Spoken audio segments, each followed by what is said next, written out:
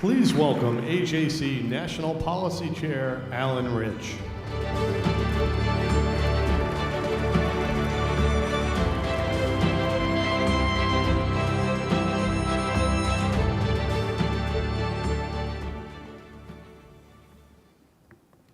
Good evening. I am Allan Reich from Illinois.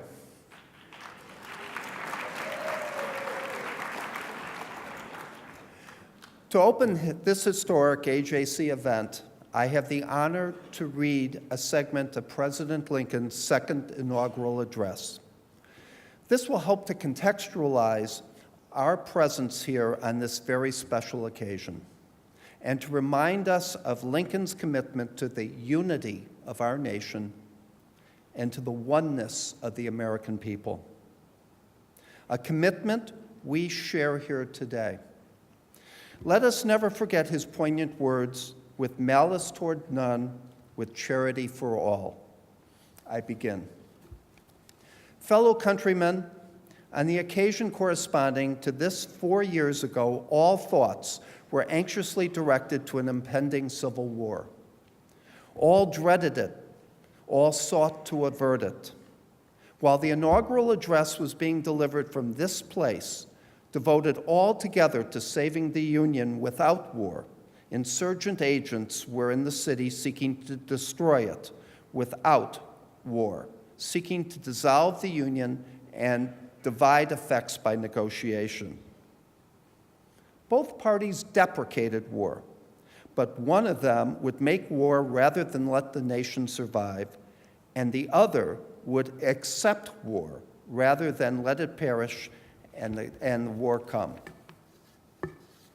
1/8 of the whole population were slaves, not distributed generally over the Union, but localized in the southern part of our country. These slaves constituted a peculiar and powerful interest. All knew that this interest was somehow the cause of the war. To strengthen, perpetuate, and extend this interest was the object for which the insurgents would rend the Union even by war, while the government claimed no right to do more than to restrict the territorial enlargement of it. Neither party expected for the war the magnitude or the duration which it has already attained. Neither anticipated that the cause of the conflict might cease with, or even before the conflict itself should cease. Each looked for an easier triumph and a result less fundamental and astounding. Both read the same Bible and pray to the same God, and each invokes his aid against the other. It may seem strange that any men should dare to ask a just God's assistance in wringing their bread from the sweat of other men's faces, but let us judge not, that we not be judged. The prayers of both could not be answered. That of neither has been answered fully. The Almighty has his own purposes. Woe unto the world because of offenses, for it must needs be that offenses come, but woe to that man by whom the offense cometh.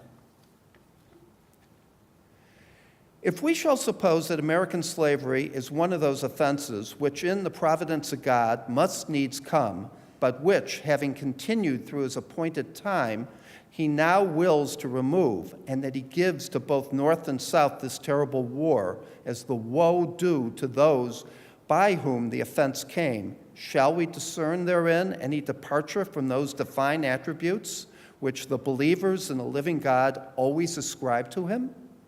Fondly do we hope, fervently do we pray, that this mighty scourge of war may speedily pass away.